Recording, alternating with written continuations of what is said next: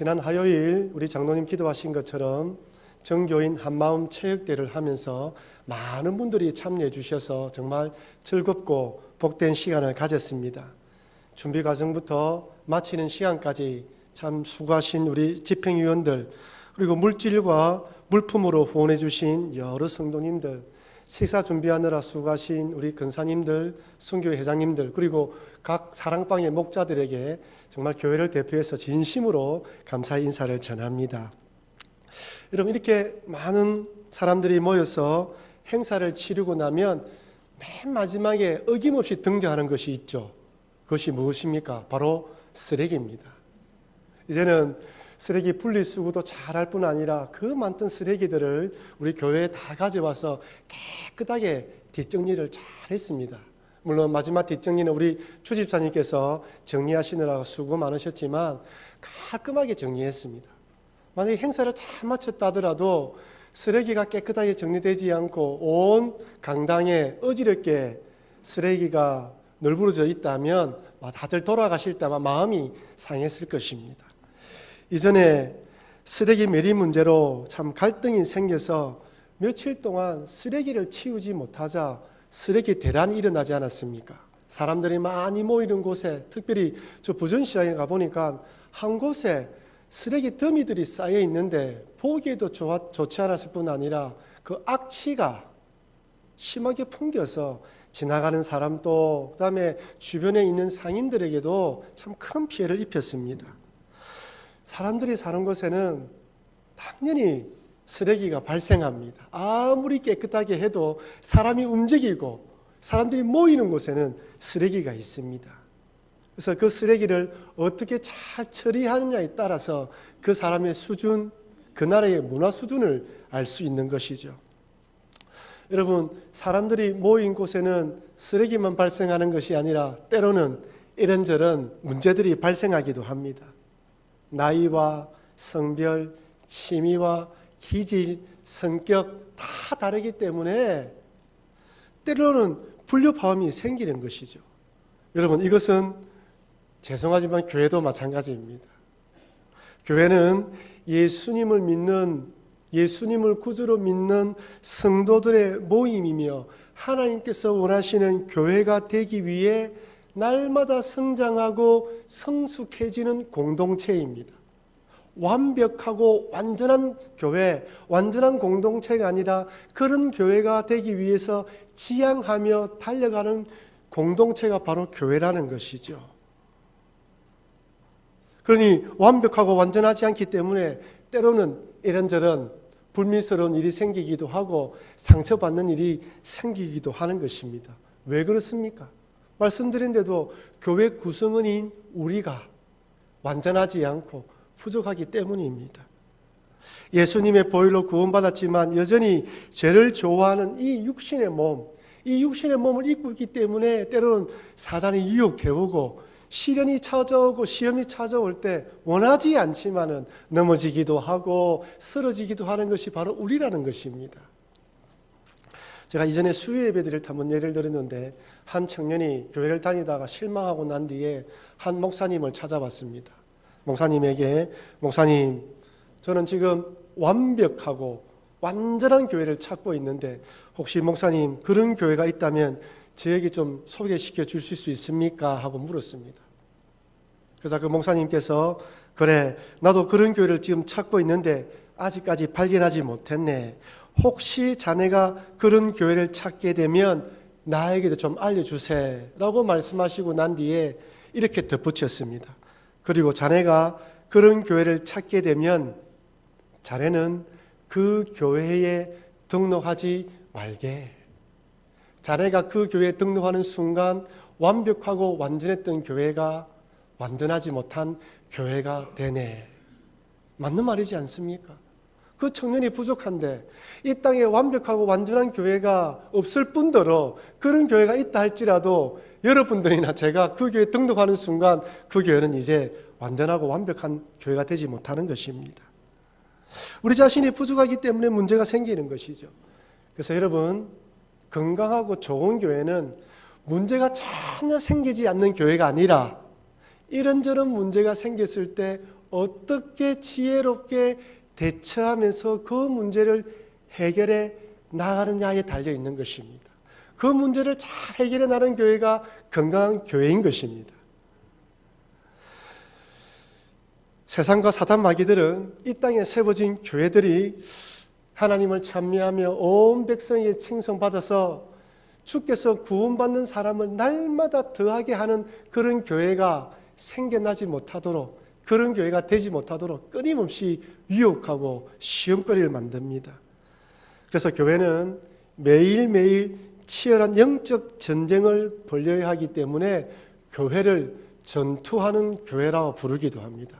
좀 과격적이고 군대적인 용어이지만 사실입니다. 매일매일 싸워 이겨야 되는 것이죠. 여러분, 서신서에 나오는 고린도 교회를 한번 보십시오. 고린도 교회는 항구 도시인데 좀 음탄하고 엄란한 문화가 판을 치는 도시였는데 그곳에 예수 믿는 사람이 생겨났다는 것도 기적인데 더 놀라운 것은 하나님께서 은사들을 풍성하게 부어주었어요. 각 성도들마다 방언하는 사람, 예언하는 사람, 병 고치는 은사가 풍성하게 일어났습니다. 여러분 한번 생각해 보십시오. 이런 은사가 풍성했다면 교회가 더 흥황, 발전, 부흥해야 되지 않습니까? 근데 그 결과가 교인들 안에, 교회 안에 분쟁이 생겼습니다. 이유가 무엇입니까? 내가 받은 은사가 더 뛰어나고 더 좋다고 교만해지면서 서로 싸운 거예요. 자기가 좋아하는 지도자들 중심으로 분파를 만들어 싸웠습니다. 여러분, 에베소 교회는 어떻습니까? 에베소 교회는 이방인들과 유대인들 간에 함께 예배를 드렸지만 보이지 않게 선이 꺼져 있어서 서로 간에 괄목하며 시기하는 모습이 있었습니다. 갈라디아 교회 안에는 예수님을 믿을 뿐 아니라 율법도 지켜야 한다는 거짓 교사들이 들어와서 교회 안에 힘든 일이 생기기도 했습니다. 그러니까 교회, 개척교회, 아니 초대교회에 세워진 교회들마다 문제없었던 교회가 없었습니다. 하나님께서는, 아니 예수님께서는 이런 문제들을 해결하기 위해서 예수님의 12 제자들을 파송하기도 하고 때로는 사도 바울 같은 사람들을 통하여 서신서를 보내어서 그 교회들마다 생긴 문제들을 해결하면서 그 문제를 극복하면서 부흥하고 성장했습니다. 그러니 여러분, 이 땅에 세워진 교회들마다 하나님 은혜로 잘 성장해야 되지만 그러나 때론 문제가 생길 수 있다는 것을 잊지 마시고 이런 문제들이 생길 때마다 지혜롭게 잘 대처해 나아가시는 여러분과 제가 되길 바랍니다. 요즘 우리나라에 가나안 교인들이 무척 많아졌습니다. 가나안 교인, 가나안을 거꾸로 하면 안 나가죠. 교회를 안 나간다는 거예요. 기독교 신앙을 가지고 있다고 말하면서 교회의 이런저런 일로 상처를 받고 더 이상 교회를 출석하지 않는 것입니다. 세상과 달라야 하는 교회가 세상과 별반 다를 바가 없으니까 마음에 상처를 입고 교회를 떠난 것입니다. 이런 사람들은 다른 교회에 등록하지 않고 혼자서 인터넷으로 이 목사님, 저 목사님의 설교 말씀을 듣고 인터넷 뱅킹으로 자기가 원하는 곳에 헌금을 보냅니다. 저는 이들의 마음을 충분히 이해할 수 있습니다. 교회가 그러면 안 되는데, 목회자가 그러면 안 되는데 큰 상처를 받은 것이죠. 하지만 이분들은 한 가지 잊은 것이 있습니다. 제가 앞에서도 언급했다시피 이 땅에 세워진 교회는, 이 땅에 세워진 교회는, 그리고 하나님께서 세우시기 원하시는 교회는 저절로 만들어지는 것이 아니라는 것입니다. 치열하게 싸워서 그런 교회를 만들어가고 그런 교회가 되도록 세워가도록 함께 힘을 모아야 한다는 사실을 잊어버린 것입니다. 그러니 여러분, 우리 교회가 그런 교회가 되도록, 우리 교회가 하나님 원하시는 그런 교회가 되도록 달려가고 함께 나아가는 사실을 잊어버리면 안 된다는 것입니다. 오늘 본문을 보십시오. 이 땅에 세워진 교회의 모델인 예루살렘 교회에 원망이 생겼습니다. 성령 충만하고 많은 자들이 교회 안에 들어왔는데 이런 교회에 원망이 생겼다는 자체만으로도 큰 시험거리인데 사도들과 무리들은 지혜롭게 잘 처리함으로 오히려 교회가 더 부흥 성장했습니다. 여러분, 우리 교회가 언제 세워졌죠? 1964년입니다. 1964년 교회가 세워진 이후로 지금까지 우리 교회에 한 번도 문제가 없었습니까? 아닙니다. 아마 우리 교회 초창기부터 교회를 다니신 분들은 그 목사님 시절에 그때에 어떤 문제가 생겼고 그 문제를 어떤 식으로 처리해 나간지 잘 아십니다. 그때 그 문제들을 지혜롭게 잘 처리해서 지금처럼 이렇게 부흥성장하며 지금까지 달려왔습니다. 지금 또 해결해야 할 문제들이 있고 앞으로도 해결해야 될 과제들이 분명히 찾아올 것입니다. 이때 다 같이 기도하면서 힘을 모아 난간을 극복하면서 하나님께서 세우시기 원하는 그런 교회가 되도록 달려가야 합니다. 지금까지 그렇게 달려오시는데 앞으로도 힘을 모아 달려가시는 여러분과 제가 되길 다시 한번 주의 이름으로 축원합니다. 여러분, 저는 가난한 교인들에 대한 마음은 이해하지만 그런 한편으로는 좀 비겁하다는 생각이 듭니다. 더 이상 자신은 상처받지 않기 위해서 교회를 나가지 않겠다는 뜻이죠. 그건 비겁한 것입니다. 비록 그런 일이 있을지라도 같이 힘을 모아서 달려가야 한다는 것이죠. 먼저 오늘 예루살렘 교회에 일어난 일에 대해서 살펴보도록 합시다. 예수님께서 부활 승천하신 이후 오순절 마가의 다락방에서 기도하던 제자들에게 성령께서 충만하게 임하자 담대하게 복음을 전했습니다. 베드로의 설교에 남자만 5,000명이 되는 사람들이 회심하여 교회에 들어왔습니다. 그 당시 교회에 12명의 사도와 한 번에 5,000명 이상의 성도들이 모였어요. 그러면서 문제가 발생했습니다. 사도행전 6장 1절 말씀 같이 읽겠습니다. 그때에 제자가 더 많아졌는데 헬라파 유대인들이 자기의 과부들이 매일의 구제에 빠짐으로 히브리파 사람을 원망하니. 아멘. 여러분, 구제하는 일은 분명 좋은 일이고 선한 일이죠. 구제는 분명 좋고 선한 일이며 교회가 마땅히 해야 하는 당연한 일입니다. 그런데 이 귀한 일에 원망이 생겼습니다. 여러분, 잘 기억하십시오. 아무리 귀하고 선하고 좋은 일일지라도 지혜롭게 처리하지 못하면 원망이 생깁니다. 아무리 선한 마음을 가지고 아무리 주님을 위해서 하려고 했지만 지혜롭게 하지 못하면 이런 일이 생긴다는 거예요. 오늘 본문에 언급된 헬라파 유대인들은 팔레스타인 외에서 태어나서 헬라어를 쓰고 헬라 문화에 익숙한 사람들인데 오순절날에 예루살렘에 왔다가 복음을 듣고 회심하여 교회 안에 들어왔습니다. 헬라파 유대인들이 있었습니다. 그리고 히브리파 유대인들이 있었습니다. 이들은 팔레스타인 지방에서 태어나서 아람어를 사용하고 유대교에 정통한 사람입니다. 이 히브리파 사람들 마음속에는 무엇이 있냐면 나는 오리지널 히브리 유대인이라는 마음이 있어서 헬라파 사람들보다 좀 자긍심이 강했습니다.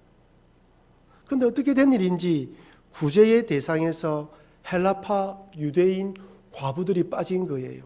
헬라 원문을 살펴보니까요, 한 번 빠진 게 아니에요. 여러 번 빠졌습니다. 얼마나 많은 사람들이 그 구제에 빠진지는 알지 못하지만은 일정 기간 빠진 거예요. 이 일로 인해서 오늘 본문에 보면 헬라파 유대인들이 히브리파 유대인들에 대해서 뭘 했다고요? 원망했습니다. 이 원망이란 헬라어 단어를 살펴보니까요, 이스라엘 백성들이 출애굽하고 난 뒤에 광야에서 하나님과 모세를 원망하지 않습니까? 그때 사용했던 원망과 똑같은 단어입니다. 그러니 그때 원망이 지금 이때의 원망이 약한 것이 아니라 심각하게 일어난 거예요. 다음 여러분, 제가 질문 하나 드리겠습니다. 과연 12사도들이 의도적으로 고의로 헬라파 과부들을 구제해서 뺀 것일까요? 아닙니다. 만약 그런 일이 있었다면 하나님께서 적결 심판을 하셨을 것입니다. 오늘 본문 6장 앞 사도행전 5장에 무슨 사건이 있습니까? 헌금으로 하나님께 거짓말했던 아나니아와 삽비라가 하나님께 죽는 사건이 발생해요. 그 현장에 사도들이 있었습니다. 그것을 본 사도들이 고의로 헬라파 과부들을 구제해서 뺐다, 그렇게 생각할 수 없는 것입니다. 그것은 너무 많은 사람들이 한꺼번에 교회에 몰려와서 행정적인 실수로 빠진 것입니다. 이 사실을 안 사도들은 모든 제자를 불러 모았습니다. 사도행전 6장 2절 같이 읽겠습니다. 12사도가 모든 제자를 불러 이르되 우리가 하나님 말씀을 제쳐놓고 접대를 일삼는 것이 마땅하지 아니하니 아멘. 여러분 성경에 보십시오. 여러분 성경에 접대라는 단어 앞에 사라는 숫자가 적혀 있죠. 그 다음에 성경 맨 밑에 내려오시면 그 사라는 글자 주에 뭐라고 되어 있습니까? 재정출납이라고 되어 있을 것입니다. 여러분 성경에 재정출납이라고 되어 있는 성경은 좋은 성경입니다. 12명의 사도가 그 모든 일을 다 하고 있었어요. 말씀도 전하고 재정출납을 하면서 봉사와 구제일까지 다 하고 있었던 거예요. 그러니 아무리 잘한다 할지라도 실수가 생긴 것입니다. 여러분 이것이 바로 인간입니다. 아무리 똑똑하고 뛰어나도 언제든지 실수할 수 있고 잘못할 수 있는 것이 사람입니다. 구제를 하려고 했는데 행정력이 도움되지 않았던 것이죠. 부족했던 것입니다. 지혜가 모자랐던 것이죠. 그래서 이때 사도들은 자신들의 잘못을 속히 인정하고 대책을 강구합니다. 사도행전 6장 3절 같이 읽겠습니다. 형제들아 너희 가운데서 성령과 지혜가 충만하여 칭찬받는 사람 7을 택하라. 우리가 이 일을 그들에게 맡기고 아멘. 사도들은 말씀과 기도하는 일에 7 일꾼들은 뭐요? 접대와 봉사하는 일을 하도록 업무를 분담하기로 했습니다. 그래서 7 일꾼을 뽑기로 결의를 합니다. 그렇다면 이 일을 담당한 7 일꾼의 자격 조건은 어떻게 될까요? 첫 번째는 지혜가 충만해야 됩니다. 여기서 말하는 지혜는 세상적인 지혜뿐 아니라 하나님의 지혜로 무장하여 어떤 문제가 생겼을 때 그 문제를 잘 해결할 수 있는 능력까지 포함한 지혜입니다. 이 지혜는요, 세상에서 공부해서 오는 지혜가 아니라 하나님으로부터 오는 지혜라는 것입니다. 그래서 잠언 9장 10절에서 이렇게 말씀합니다. 제가 읽어드리겠습니다. 여호와를 경외하는 것이 지혜의 근본이요 거룩하신 자를 아는 것이 명철이니라. 아멘입니다. 지혜가 충만하다는 말은 여호와를 경외하는 자로서 하나님을 두려워한다는 것입니다. 여러분, 하나님을 두려워하지 않으면 하나님 말씀을 통하여 지혜를 받을 수가 없습니다. 하나님을 경외함으로 하나님의 말씀을 소중하게 생각하는 자들에게 그 말씀이 깨달아지고 그 말씀을 통한 지혜가 주어지는 거예요.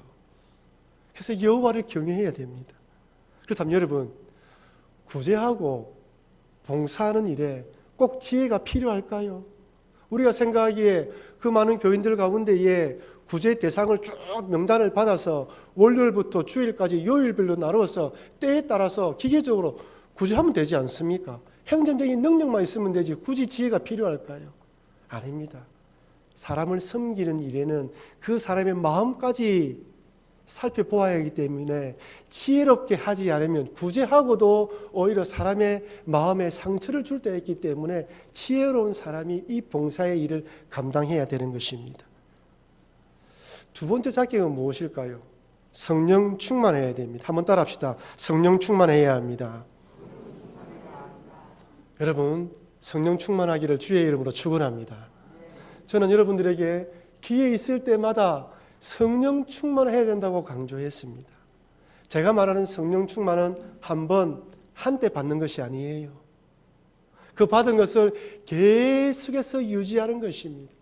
제가 가지고 있는 이 컵에 물이 꽉 담겨 있는데 찰랑찰랑 넘치는 것, 그 넘치는 수준까지 계속해서 유지하는 것을 의미합니다. 이번에 저는 아주 귀하고 좋은 책을 한 권 소개받아서 읽고 있습니다. 영국의 강해 설교자로 유명했던 로이드 존스 목사님의 후임으로 그 웨스트민스터 채플에서 그 후임으로 오셔서 25년 동안 목회하셨던 R.T. 겐달 목사님이 지은 성령을 소멸치 않는 삶이라는 책을 읽게 되었습니다. 보통 성령에 관한 책을 읽어보면 은사에 대한 강조들이 많은데 이분은 정말 건전하고 말씀 안에서 성령과 동행하는 것을 잘 풀어 설명했습니다. 이 책에서 첫 번째 다루는 부분이 어떤 부분이냐면 민감하신 성령님입니다. 성령님은 민감하시다는 것이죠. 성령님을 근심하게 만드는 일을 하면 민감하신 성령님께서 절대 충만할 수 없다고 말씀합니다. 그럼 맞는 말이지 않습니까? 분쟁과 다툼, 분란이 있는 곳, 소란하며 자신의 주장만이 난무하는 곳에는 절대로 성령 충만할 수 없습니다. 만약 그리스도인들이 성령을 근식케 하는 죄를 반복해서 짓고 그 마음속에 미움과 원망, 시기, 질투가 가득하면 성령께서 떠나시지는 않지만 숨어 계십니다. 전혀 역사하지 않고 함께 하시지 않는 것처럼 숨어 계시는 것이죠. 만약에 진실로 회개하지 않고 마음속에 들어온 것들을 깨끗하게 정리하지 않은 채 그 기간이 오래 가면 오래 갈수록 성도들의 마음속에는 영적 목마름이 찾아옵니다.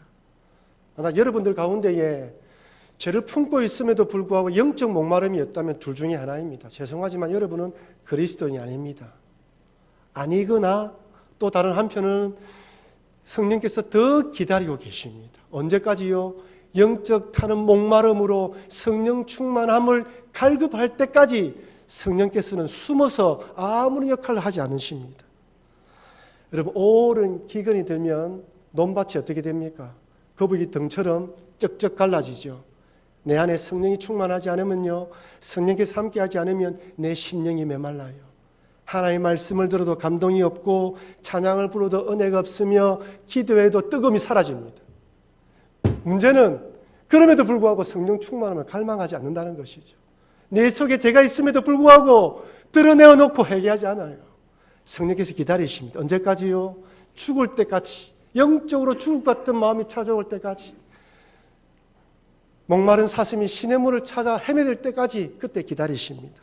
그리고 그제서야 성도가 성령님 저를 충만하게 채워주십시오라고 갈망하고 기도하면 그때 성령님께서 우리 마음에 충만함으로 채워주십니다. 여러분, 성령 충만하십니까? 성령님과 동행하십니까?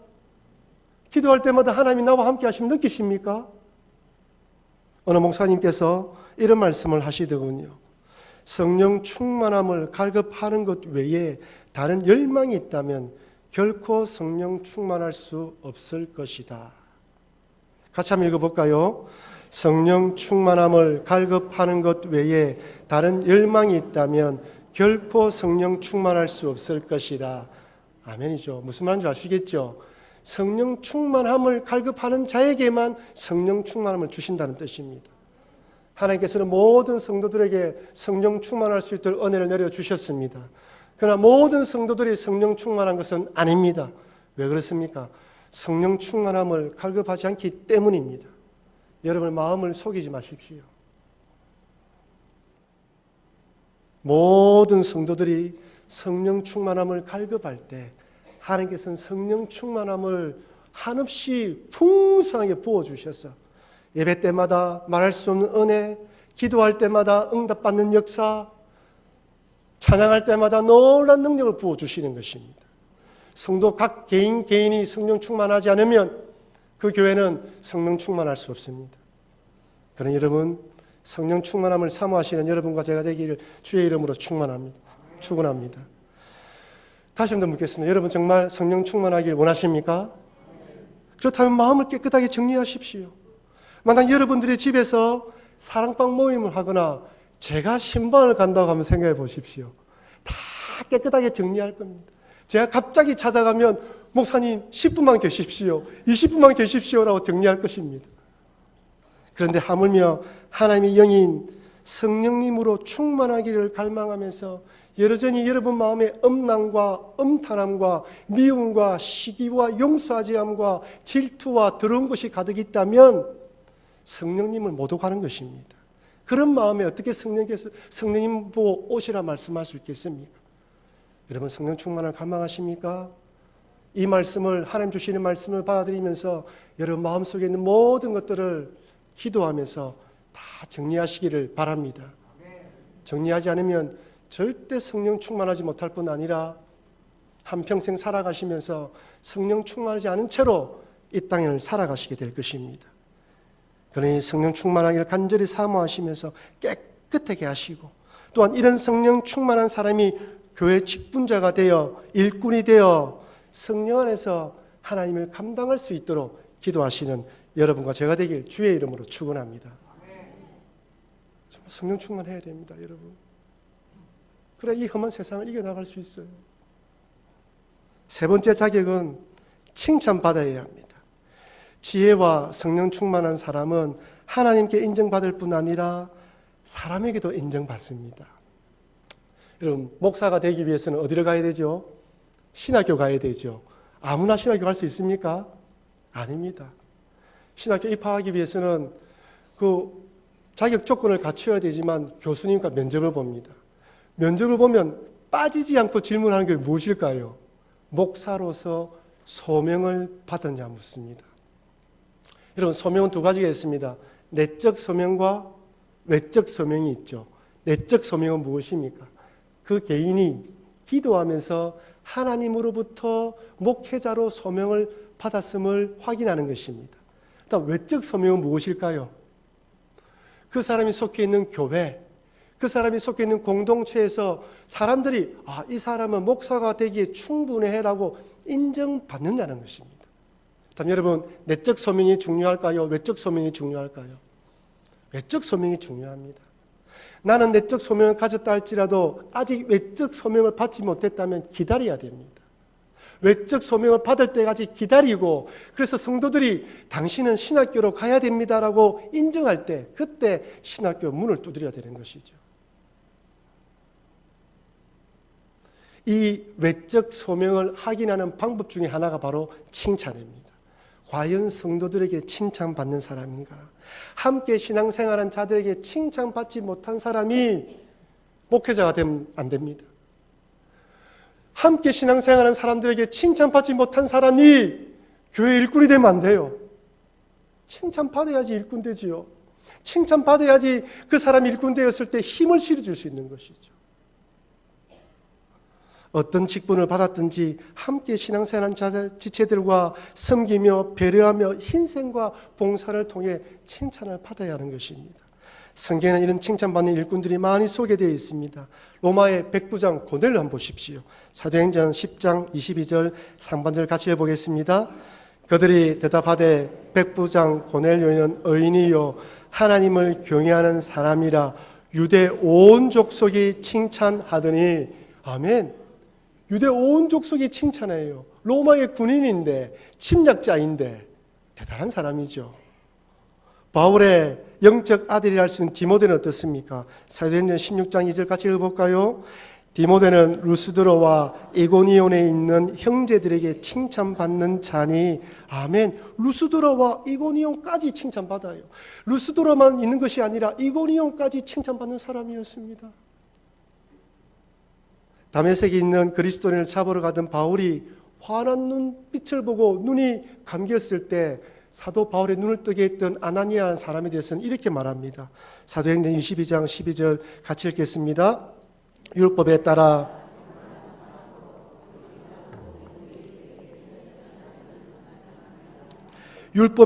경건한 사람으로 거기 사는 모든 유대인들에게 칭찬을 듣는 아나니아입니다. 여러분, 칭찬 받으시길 바랍니다. 선교회에서, 사랑방에서, 교회에서, 봉사하는 곳에서 성도들에게 칭찬받는 사람 되게 해달라고 기도하셔야 됩니다. 신앙은 보이지 않지만 그 사람의 신앙은 칭찬으로 증명됩니다. 그래서 로마서에서는 이렇게 건면합니다. 로마서 14장 18절 말씀 같이 읽겠습니다. 이로써 그리스도를 섬기는 자는 하나님을 기쁘시게 하며 사람에게도 칭찬을 받느니라. 아멘. 하나님을 기쁘시게 하는 자는 사람들에게도 칭찬을 받게 되어 있습니다. 사람만 기쁘게 하는 사람은 하나님을 기쁘시게 할 수 없지만은 하나님을 기쁘시게 하는 자는 칭찬을 받는다는 것이죠. 그럼 우리 모두가 성령 충만하여 지혜가 충만하여 사람들에게 칭찬받는 그런 그리스도인이 되도록 기도하시고 달려가시는 여러분과 제가 되길 주의 이름으로 축원합니다. 마지막으로 이런 조건으로 부합되는 7명의 일꾼이 선출됩니다. 사도행전 6장 5절 말씀 제가 읽어드리겠습니다. 온 무리가 이 말을 기뻐하여 믿음과 성령이 충만한 사람 스데반과 또 빌립과 브루고로와 니가노르와 디몬과 바메나와 유대교에 입교했던 안디옥 사람 니골라를 택하여. 여러분, 이 이름의 공통점이 무엇인 줄 아십니까? 헬라어 원문을 살펴보면요, 이 사람들의 이름은 전부 다 헬라식 이름입니다. 그렇다면 여기 뽑힌 사람은 히브리파 유대인입니까? 헬라파 유대인입니까? 헬라파 유대인이에요. 초대교회 예루살렘 교회의 주류가 누구입니까? 히브리파 유대인입니까? 헬라파 유대인입니까? 히브리파 유대인이에요. 히브리파 유대인들이 주류가 되는 그 교회에서 이 일을 하기 위해서 누굴 뽑았습니까? 헬라파 유대인들을 뽑았습니다. 더군다나 맨 마지막 안디옥 사람, 유대교에 입교했던 안디옥 사람 니골라는 이방인, 안디옥에 사는 이방인으로서 유대교에 입교했다가 오순절날에 복음을 듣고 회심한 이방인 그리스도인이에요. 그러니 이번에 선출된 사람은 히브리파 사람들이 아니라 헬라파 유대인과 이방인이 일꾼으로 선출되었습니다. 여러분, 유대인들에게 이방인이 일꾼으로 선출된다는 것은 파격적인 인사예요. 있을 수가 없습니다. 만약 12사도와 히브리파 유대인들이 똘똘 힘을 뭉쳐서 야, 이 일꾼도 우리들이 하자라고 결정했다면 얼마든지 그럴 수 있어요. 그런데 그들은 헬라파 유대인들이 일꾼이 되도록 표를 몰아주었습니다. 왜 그랬을까요? 왜 그랬을까요? 그것은 약한 자의 입장, 소외되었던 자의 입장에 있었던 헬라파 유대인과 회심한 이방인들이 자기들보다 약한 자들의 마음을 충분히 이해할 수 있을 것이라고 믿고 그들을 세워주셨던 것입니다. 이것이 바로 성숙한 교회입니다. 이것이 바로 하나님이 원하시는 성숙한 교회의 모습입니다. 이렇게 집사들이, 이렇게 7 일꾼들이 선출되어져서 이를 감당하게 되니까 교회가 어떻게 되었습니까? 사도행전 6장 7절 말씀 우리 다 같이 읽어보겠습니다. 하나님 말씀이 점점 왕성하여 예루살렘에 있는 제자의 수가 더 심히 많아지고 허다한 제사장의 무리도 이 도에 복종하니라. 아멘. 아멘입니다. 교회는 문제를 해결함으로 더욱더 흥하며 왕성해지는 것이 교회입니다. 사랑하는 성도 여러분, 예루살렘 교회 이후로 지금까지 이 땅에 세워진 교회는 수없이 많은 어려움과 문제들을 극복하면서 부흥성장했습니다. 때로는 교회가 없어지기도 하고 힘을 잃어버리기도 했지만 그때부터 지금까지 교회가 사라진 적은 한 번도 없습니다. 지금 또 교회는 사라지지 않고 여전히 하나님이 원하시는 교회, 하나님을 찬미하며 온 백성의 칭송받아 주께서 구원받는 사람을 날마다 더하게 하는 교회가 세워지도록 전투하며 달려가고 있습니다. 이를 위해 하나님께서는 일꾼들을 선출하여 교회의 행정적인 업무와 봉사의 일, 물론 그들이 맡기고 목회자는 말씀과 기도하는 일에 전무하게 했습니다.